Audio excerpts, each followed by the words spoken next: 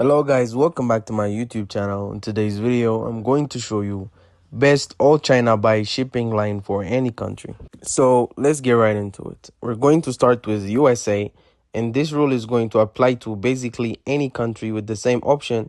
Either EMS or air cargo lines are fine. Okay, so for my personal preference, what I would choose out of the two, I would pick USA Air Cargo Preferential Line B. In this scenario, with this estimate of 5 kilogram, it is the cheapest option, and I know for a fact that air cargo lines are reliable and they're good. You will notice, however, they don't have insurance. But another thing many people don't actually know, if you are ordering items such as this, if you catch my drift, then insurance might not apply to you. In my case, and a lot of people I know, in majority of the community nowadays, after the raids have happened, in April, the insurance policies have kind of changed. So it doesn't really matter if you have insurance nowadays, if you're just ordering, once again, these types of items. But if you're ordering authentic items or, like, I don't know, decor or whatever, then I would suggest using insurance based lines. However, as I said, a cargo line would be fine here. That would be my personal preference. But if you're shipping items and you're genuinely looking at actual prices that are estimated for your country, for your shipping line, for your parcel, just pick whatever is cheapest out of the two. EMS and air cargo lines are both very good. I will also mention one thing: these estimates are not correct. They are not accurate. They're just estimates. Okay, so I will show you an example of that here. You can see that the person initially paid 165 yuan, and at the end, after the parcel was actually weighed and shipped, turned out to be only 88 on. So it was half of what they initially paid. We have another example of this here where the person initially paid a deposit of $60, ended up paying actually $45.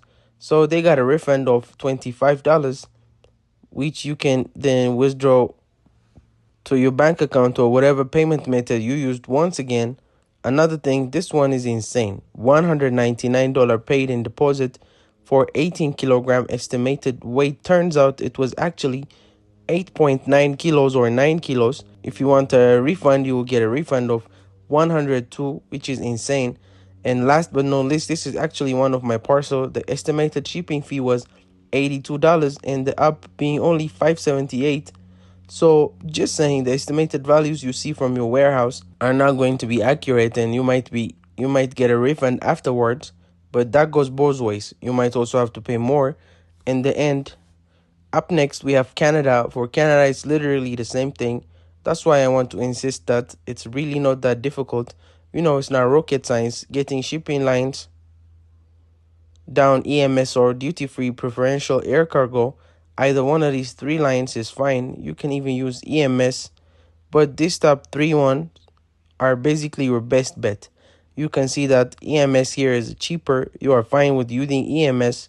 You will not run into any issues. Is reliable shipping line to use duty-free preferential air cargo or EMS. Up next, we've got the UK, which is the same rules. I just said go apply to the UK as well. EU and US duty-free preferential air cargo B is what I use for basically all of my parcels that include clothing and shoes. When I'm shipping the core or something larger, I'll use EMS because this has a lower limit than EMS. EMS allows you to have a larger parcels, whereas cargo lines have a lower limit, as you can see, up to 20 kilogram, and the longest upper limit can only go up to 60 centimeters, whereas EMS kilo is 150 centimeters. So if you're shipping the core or whatever big items, big parcels, I should say EMS is your friend. But however, I prefer EU and US duty-free preferential air cargo. Another nice thing about this is, whilst EMS uses parcel force for parcels within the UK, so Parcel Force is the delivery company that you get locally for cargo lines. It is indeed Royal Mail, which is really convenient. I prefer Royal Mail personally, but if you have a preference between the two, then obviously you can choose accordingly. Up next, we have Poland or any country within the European Union. Do not use UPS by any means. Customs in the EU are very strict, and you need to use lines that will adjust to that accordingly. So duty-free air cargo lines, again, not only are they duty-free, which means you don't pay taxes or import taxes. I should say you also avoid customs because it's a triangular shipping line. So the same thing that Tarfish will do, the duty cargo lines would do as well. So if you prefer using Tarfish just because you think they're safer, because Tarfish is like the gold standard in the industry. If you prefer using that for your own purpose, because you like, your head, you just prefer how it feels using Tarfish. They use Tarfish, however, duty-free air cargo lines, also triangular line, also very good. You can see here it says tax included, smooth customs clearance, DHL handles, the last moment delivery, so it's still DHL. Anyway, I would just suggest taking with duty-free air cargo lines. I think Tarfus is just the more expensive option for the same service basically, and you also have a lower limit, so you can't ship as big of peril. You shouldn't ship anything too big anyway for safety reasons, but I'm just saying it's a possibility. And next we have Norway or countries that are not within the European Union. So here it's very simple as well. Avoid UPS. Okay, just avoid them. Stick with EMS. Since EMS is your only option here, it's obviously the one option you should be going with. Go with EMS. It is nice, reliable option. Bear in mind, each country will have different rules for customs and different restrictions. You might want to do some research ahead of time and just kind of prepare yourself to, what's up, what's coming, to get some of an expectation with what can happen to your parcel and what you should be shipping and shouldn't be shipping up. Next, we have Australia. The rules are the same as Canada and US. Believe it or not, it's very simple. Okay, EMS preferential lines or the duty-free preferential air cargo lines, even one of the two is fine. Whatever is cheaper for you works. You are not really going to run to any issues.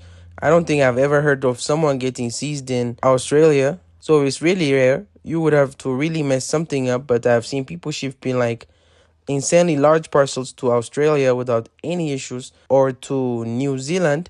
And since I mentioned New Zealand, I might as well specify it was New Zealand. You're just using EMS preferential lines. Again, very straightforward with your stuff. It's nothing surprising. For Asian countries such as Japan, it's again very simple. Just use EMS preferential lines. EMS preferential line is your friend. Here, bear in mind, customs in some Asian countries can be very strict. They want your money there. They want you to pay as many taxes as possible. It might be smarter to declare larger amounts. There, if you guys want a video on declaration, by the way, individually, just let me know. I'll make one going down each individual groups of countries or countries specifically, but you basically want to use EMS lines and be careful with what you ship because Asian countries have very strict customs. I would say arguably they're even stricter than the EU. And then last but not least, Turkey, which is, arguably a Eurasian country between Europe and Asia, but it's the same thing. Just use EMS preferential line. The rule basically is if you have the option to use duty-free air cargo or any air cargo line, use that.